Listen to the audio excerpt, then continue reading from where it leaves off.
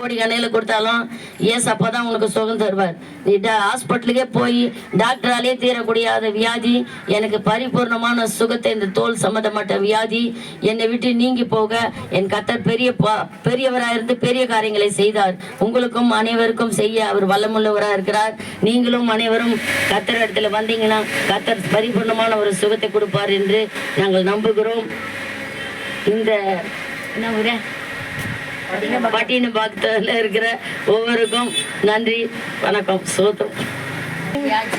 வருவாய் தருணம் இதுவே அழைக்கின்றாரே, வல்ல ஆண்டவரே சுவண்டை